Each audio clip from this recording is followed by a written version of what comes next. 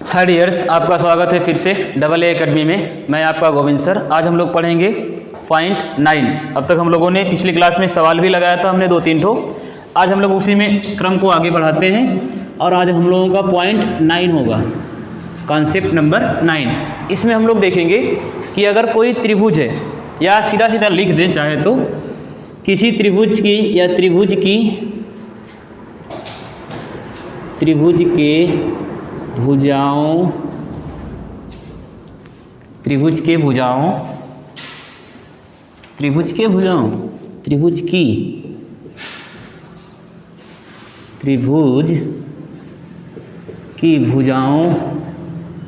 के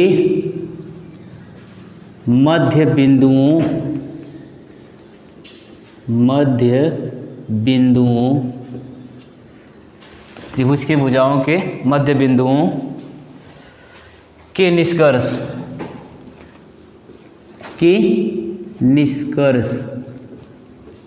क्या मतलब? निष्कर्ष कहने का मतलब, अगर कोई त्रिभुज हो, आज का क्लास हो सकता है थोड़ा सा लंबा हो, कहने का मतलब कि कोई त्रिभुज, पहले तो हमसे डायग्राम अच्छे से नहीं बनता यार। एक त्रिभुज ले लिया हमने, क्या? ABC। अब अगर हम बात करें भुजा AB का मध्य बिंदु, मान लेते हैं D है, भुजा AC का मध्य बिंदु मान लेते हैं E है। अब इन दोनों को आपस में क्या कर दें? मिला दें। तो यह जो भुजा DE होगा, जो भुजा DE होगा, यह समांतर होगा किसके? BC के। भुजा DE जो होगा समांतर होगा किसके? BC के। और क्या होगा भाई? भुजा DE आधा होगा भुजा BC का। DE समांतर होगा BC के, DE हाफ होगा BC के। किसी भी त्रिभुज में दो भुजाओं के मध्य बिंदुओं को मिलाने पर जो भुजा बनेगी वह भुजा तीसरी भुजा के क्या होगी? समांतर होगी, और यह भुजा तीसरी भुजा के आधे के बराबर होगी। क्लियर? आई बात समझ में? अगर हम बात करें इसी प्रकार, हम भुजा BC का एक मध्य बिंदु मान लें कि F हो। क्या हो? F हो। तो भुजा BC का मध्य बिंदु F हो, तो अगर हम बात करें DF को मिला दें, DF को मिला दें और FE को मिला दें। DF को जो हमने मिलाया, यह जो भुजा बनी, यह भुजा किसके समांतर होगी? इस वाली AC के समांतर होगी। जो हमने FE खींचा है, यह किसके समांतर होगा? AB के समांतर होगा। जो हमने DE खींचा था, यह किसके समांतर होगी? BC के। क्लियर? जिस प्रकार DE समांतर थी BC के, DE समांतर था BC के, उसी प्रकार DF समांतर होगा AC के। DF समांतर होगा AC के। क्लियर? DF समांतर होगा AC के। और क्या होगा भाई? DF हाफ होगा, आधा होगा भुजा AC का। DF समांतर होगा AC के, DF हाफ होगा AC के। क्लियर? ठीक इसी प्रकार क्या होगा? इसी प्रकार EF जो है AB के क्या है? समांतर है। EF जो है किसके समांतर है? AB के। AB के क्या है? समांतर है। और EF जो है हाफ होगा किसके? AB के। किसके? EF जो है हाफ होगा AB के मान से। EF समांतर होगा AB से, EF हाफ होगा AB से। क्लियर? चलिए एक बार फिर से हमने क्या बताया कि कोई त्रिभुज ABC, त्रिभुज ABC की भुजा AB का मध्य बिंदु D, AC का मध्य बिंदु E और BC का मध्य बिंदु F को इस प्रकार मिलाया जाए कि DE समांतर होगा BC के, DE समांतर होगा किसके? BC के, DF समांतर होगा, DF समांतर होगा AC के, DF समांतर होगा AC के। क्लियर? आई बात समझ में? EF समांतर होगा AB के, EF समांतर होगा AB के और DE हाफ होगा, आधा होगा BC के। ठीक उसी प्रकार DF हाफ होगा AC के, ठीक उसी प्रकार EF हाफ होगा AB के। क्लियर? DE समांतर है BC के, DE हाफ है BC के, DF समांतर है AC के, DF हाफ है AC के, EF समांतर है AB के, EF हाफ है AB के। क्लियर? इतना तो स्पष्ट होगा। आई बात समझ में? अब हम लोग एक चीज जानते हैं कि यहाँ पर कुछ त्रिभुजों का निर्माण हो रहा है, कुछ त्रिभुजों का क्या हो रहा है? निर्माण। और सभी त्रिभुज के आपस में, सभी त्रिभुजों के आपस में कोई ना कोई भुजाएं भी देखिए ध्यान से तो कॉमन है। जैसे देखिएगा, पहला त्रिभुज, दूसरा, तीसरा और चौथा, यहाँ पर 4 त्रिभुज है ना, और चारों त्रिभुज आपस में क्या हैं? सर्वांग सम है। चारों त्रिभुज क्या हैं आपस में? सर्वांग सम। कैसे सर्वांग सम है? अगर हम बात करें त्रिभुज, किसकी बात करें? त्रिभुज ADE सर्वांग सम है किस त्रिभुज से भाई? त्रिभुज DBF के सर्वांग सम है। कैसे? किस कंडीशन से? तो इसकी जो भुजा AD है यह बराबर होगी भुजा DB के, बराबर होगी। भुजा जो BF है यह बराबर है DE के, सॉरी भुजा AD समांतर है भुजा DB के और BF समांतर है DE के, DF समांतर है AE के। समांतर है ना, यानी पहले त्रिभुज की तीनों भुजाएं दूसरे त्रिभुज की तीनों भुजाओं से क्या है? समांतर है, या कह सकते हैं कि बराबर है। क्लियर? सर्वांग सम में तो सभी अंग समान होते हैं ना, यानी यह भुजा इस भुजा से बराबर है, यह भुजा इस भुजा के बराबर है और यह भुजा इस भुजा के बराबर है। इसलिए त्रिभुज ADE सर्वांग सम त्रिभुज DBF, त्रिभुज ADE सर्वांग सम त्रिभुज DBF सर्वांग सम त्रिभुज EFC सर्वांग सम त्रिभुज EFC। यह त्रिभुज इससे भी सर्वांग सम है, यही त्रिभुज इससे भी सर्वांग सम है। इधर दिख रहा है सर्वांग सम त्रिभुज DEF। यह त्रिभुज इससे भी सर्वांग सम है, यह त्रिभुज इससे भी सर्वांग सम है, यह त्रिभुज इससे भी सर्वांग सम है। अर्थात ये सभी त्रिभुज क्या हैं? आपस में सर्वांग सम हैं। यह चारों के चारों त्रिभुज आपस में क्या है भाई? सर्वांग सम है। किस कंडीशन, टर्म क्या है इनकी? तो साइड, साइड और साइड। सर्वांग समता की कसौटी या कंडीशन होती है कि भुजा भुजा भुजा पहले त्रिभुज की तीनों भुजा दूसरे त्रिभुज की तीनों भुजा से आपस में क्या है? बराबर है। पहले त्रिभुज की तीनों भुजा दूसरे त्रिभुज की तीनों भुजाओं से क्या है भाई? बराबर है। दूसरे त्रिभुज की तीनों भुजा तीसरे त्रिभुज की तीनों भुजाओं से बराबर है, तीसरे त्रिभुज की तीनों भुजा चौथे त्रिभुज की तीनों भुजा से क्या है, बराबर है।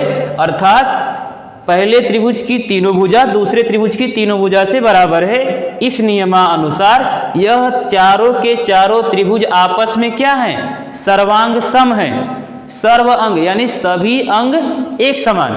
अगर हम बात करें, इनको अगर कैंची से काट कर एक के ऊपर एक को रख दिया जाए, पहले त्रिभुज को कैंची से काट के अलग करके दूसरे त्रिभुज को कैंची से काट के अलग करके उसके ऊपर रख दिया जाए, तो आप जब सामने से देखेंगे तो केवल आपको एक ही त्रिभुज नजर आएगा, अगल बगल कोई दूसरा त्रिभुज नजर नहीं आएगा। क्यों नहीं आएगा?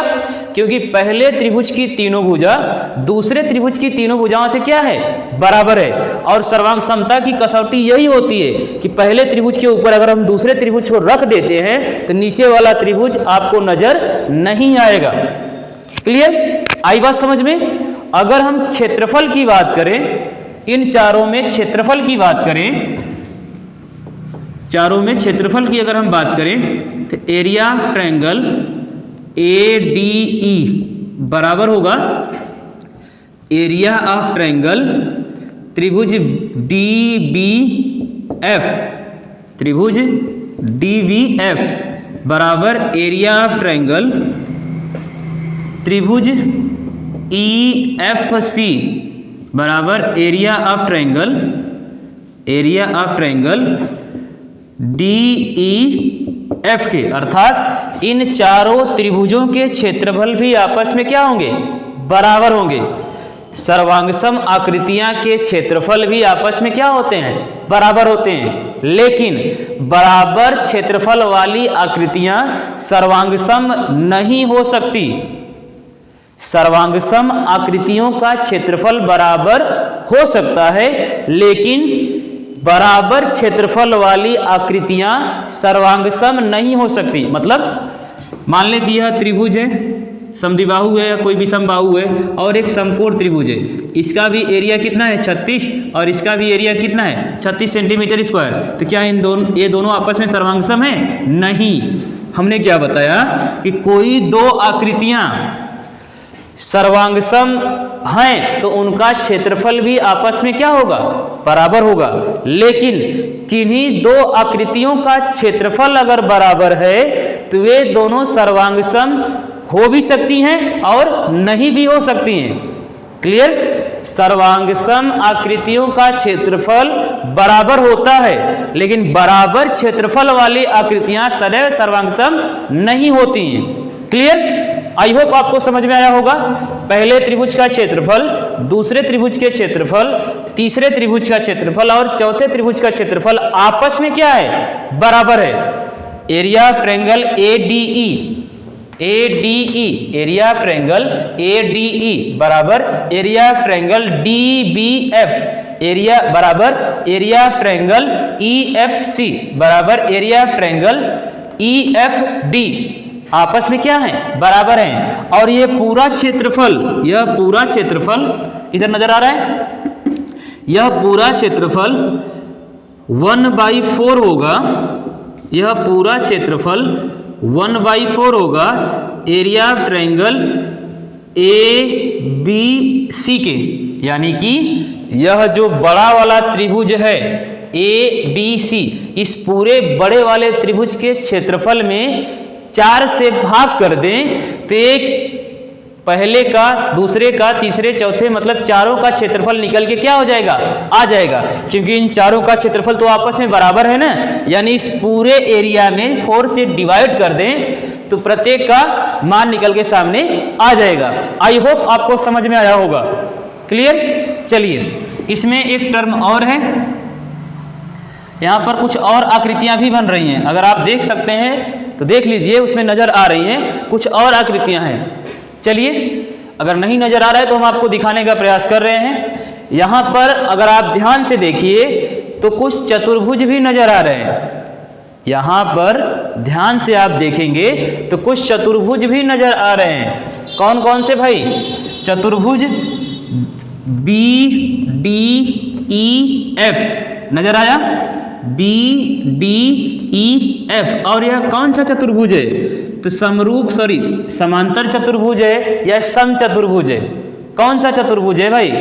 समांतर है कि सम है? तो समांतर मतलब आमने सामने की भुजाएं क्या है? समांतर है ना, अर्थात यह कौन सा चतुर्भुज है? समांतर चतुर्भुज। यानी चतुर्भुज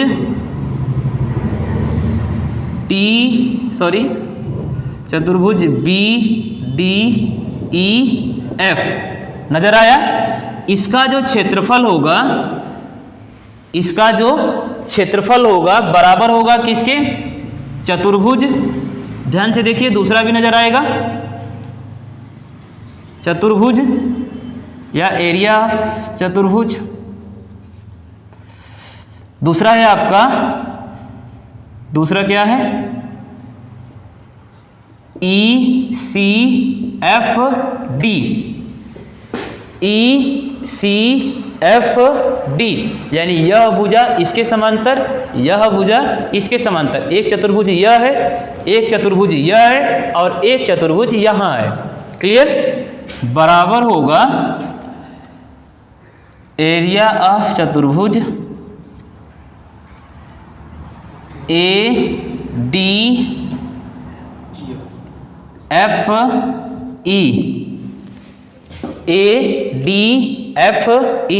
यह भुजा इसके समांतर, यह भुजा इसके समांतर। और प्रत्येक चतुर्भुज का क्षेत्रफल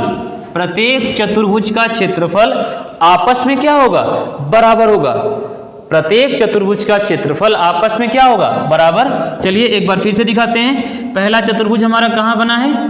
पहला चतुर्भुज हमारा बना है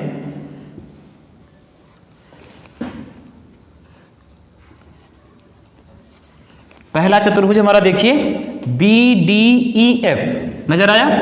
BDEF। अगर इसमें इस भुजा को हटा दें तो यहाँ पर एक चतुर्भुज नजर आ रहा है BDEF। पूरा नजर आया? आया कि नहीं आया? ठीक इसी प्रकार दूसरा चतुर्भुज क्या है? ECFD। इस भुजा को हटा दें तो यहाँ पर एक दूसरा चतुर्भुज नजर आया।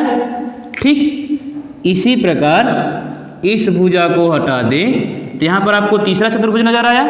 आया कि नहीं आया? ऑफ कोर्स आया। चलिए देखिएगा, नजर आ गया। हमने बताया कि यह जो तीन चतुर्भुज का निर्माण हो रहा है, ये जो तीन चतुर्भुज बन रहे हैं, इन तीनों चतुर्भुजों का क्षेत्रफल आपस में क्या होगा? बराबर होगा। और पूरे बड़े वाले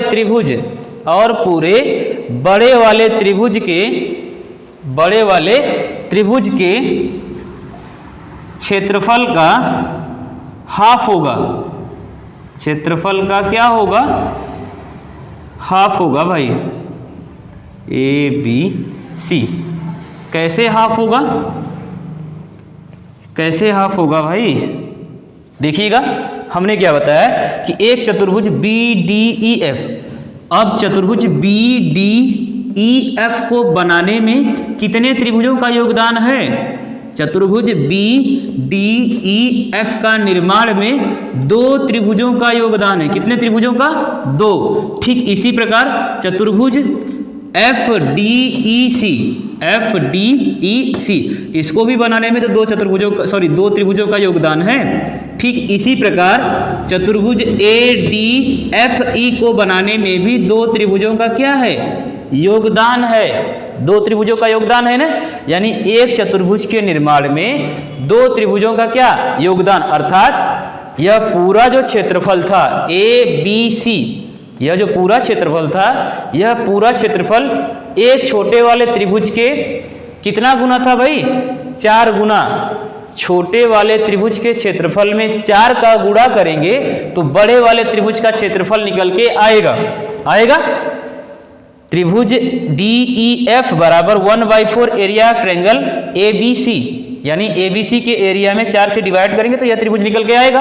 अर्थात इस 4 का इस त्रिभुज में मल्टीप्लाई कर देंगे तो यह त्रिभुज का एरिया निकल के आएगा। ठीक इसी प्रकार इस वाले चतुर्भुज को बनाने में 2 त्रिभुजों का क्या है? योगदान है। 2 त्रिभुजों का योगदान है। अर्थात एक चतुर्भुज के निर्माण में एक चतुर्भुज के निर्माण में कितने त्रिभुजों का योगदान है? 2 त्रिभुजों का योगदान है। BDEF बराबर 1/1/4 2 × 1/4 एरिया ऑफ ट्रायंगल ABC। अब हमने 2 × 1/4 क्यों किया? 2 × 1/4 क्यों किया भाई? क्योंकि एक चतुर्भुज को बनाने में 2 त्रिभुजों का क्या है? योगदान है। ठीक, अर्थात अगर हमें एक त्रिभुज का क्षेत्रफल चाहिए तो पूरे बड़े वाले त्रिभुज में 4 से क्या करेंगे? भाग करेंगे। पूरे बड़े वाले त्रिभुज के क्षेत्रफल में अगर छोटे वाले त्रिभुज का क्षेत्रफल चाहिए तो बड़े वाले त्रिभुज के क्षेत्रफल में 4 से डिवाइड करेंगे, छोटा वाला निकल के आएगा। ठीक उसी प्रकार अगर हमको एक चतुर्भुज का क्षेत्रफल चाहिए, तो हम बड़े वाले त्रिभुज के क्षेत्रफल में किससे डिवाइड करेंगे? 2 से। किससे डिवाइड करेंगे भाई? 2 से। क्यों 2 से करेंगे? क्योंकि एक चतुर्भुज के निर्माण में 2 त्रिभुजों का क्या है? योगदान है। एक चतुर्भुज को बनाने में 2 त्रिभुजों का क्या है? योगदान है।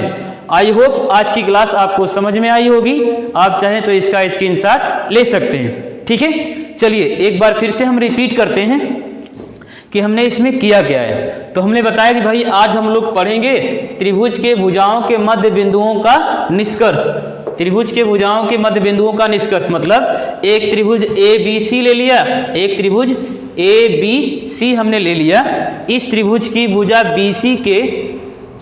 AB का मध्य बिंदु D, AC का मध्य बिंदु E को आपस में मिला दिया। AB का मध्य बिंदु D, AC का मध्य बिंदु E को आपस में मिला दिया। जैसे ही हमने ED को आपस में जोड़ा तो ED जो है भुजा BC के क्या हो गई? समांतर हो गई। ED या DE भुजा BC के क्या हो गई? समांतर। और DE समांतर BC। और क्या हुआ? BC का आधा DE के क्या है? बराबर है। अर्थात DE बराबर हाफ BC। ठीक उसी प्रकार हमने AB का मध्य बिंदु D, AC का मध्य बिंदु E, उसी प्रकार BC का मध्य बिंदु F रखा तो हमने D और F को मिलाया तो पाया कि DF जो है AC के क्या है? समांतर है। DF समांतर AC और DF हाफ है, आधा है AC के। DF आधा होगा AC के। ठीक उसी प्रकार हमने E और F को मिलाया तो हमने पाया कि AB के समांतर एक रेखा का निर्माण हुआ और यह रेखा EF समांतर AB और EF हाफ आधा होगा AB के। क्लियर? इतना समझ में आया? फिर हमने पाया कि यह जो यहाँ पर 4 आकृतियों का निर्माण हो रहा है, 4 त्रिभुजों का क्या हो रहा है? निर्माण हो रहा है। ये चारों त्रिभुज आपस में समरूप हैं। चारों त्रिभुज आपस में क्या हैं? समरूप हैं। चारों त्रिभुज आपस में समरूप हैं। त्रिभुज DEF। ओके, चारों आपस में क्या है भाई? समरूप हैं। क्लियर? किस लिए समरूप हैं? इनकी कसौटी क्या है? कंडीशन क्या है? तो पहले त्रिभुज की तीनों भुजा दूसरे त्रिभुज की तीनों भुजा से क्या है? बराबर है। दूसरे त्रिभुज की तीनों भुजा तीसरे त्रिभुज की तीनों भुजा से बराबर है। तीसरे त्रिभुज की तीनों भुजा चौथे त्रिभुज की तीनों भुजा से बराबर है। अर्थात यह चारों त्रिभुज आपस में क्या हैं? सर्वांग सम हैं। क्लियर? जब ये चारों आपस में सर्वांग सम है तो इन चारों का क्षेत्रफल भी तो आपस में बराबर होगा। सर्वांगसम आकृतियों का क्षेत्रफल सदैव ही आपस में क्या होता है, बराबर। सर्वांगसम कहते किसे हैं, अगर एक आकृति को काट के निकाल लें और दूसरी आकृति को काट के उसके ऊपर रख दें तो आपको नीचे वाली आकृति नहीं नजर आएगी, केवल ऊपर वाली ही आकृति नजर आएगी। इन्हीं आकृतियों को क्या बोलते हैं, सर्वांगसम। यानी भुजा भुजा को ढक ले, कोण कोण को ढक ले और एरिया एरिया को ढक ले, इन आकृतियों को ही क्या बोलते हैं, सर्वांगसम। यानी यह चारों त्रिभुज आपस में क्या होंगे, बराबर होंगे और पूरे बड़े वाले त्रिभुज के एरिया का 1/4 होंगे। पूरे बड़े वाले त्रिभुज के एरिया का 1/4 के बराबर होंगे, अर्थात 1/4 एरिया ऑफ ट्रायंगल ABC के बराबर होंगे। क्लियर। फिर हमने देखा कि इसमें कुछ और आकृतियां भी बन रही हैं, जैसे यहाँ पर चतुर्भुज का भी निर्माण हो रहा है, BFED, चतुर्भुज BDEF बराबर चतुर्भुज ECFD, चतुर्भुज BDEF एक चतुर्भुज, दूसरा DFCE या ECFD दूसरा चतुर्भुज, तीसरा AEFD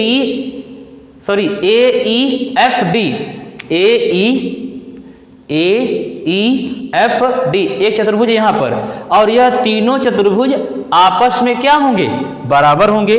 और कौन से चतुर्भुज होंगे, कौन से चतुर्भुज होंगे, यह तीनों चतुर्भुज समांतर चतुर्भुज होंगे। कौन से चतुर्भुज होंगे भाई, समांतर चतुर्भुज होंगे।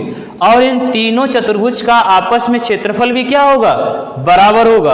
और पूरे बड़े वाले त्रिभुज के पूरे बड़े वाले त्रिभुज के क्षेत्रफल के हाफ के यानी आधे के क्षेत्रफल के बराबर होंगे। आई होप आज की क्लास आपको समझ में आई होगी। ठीक है, तो आज के लिए इतना ही। अगले दिन अगले पॉइंट के साथ हम लोग फिर मिलेंगे, तब तक के लिए गुड नाइट।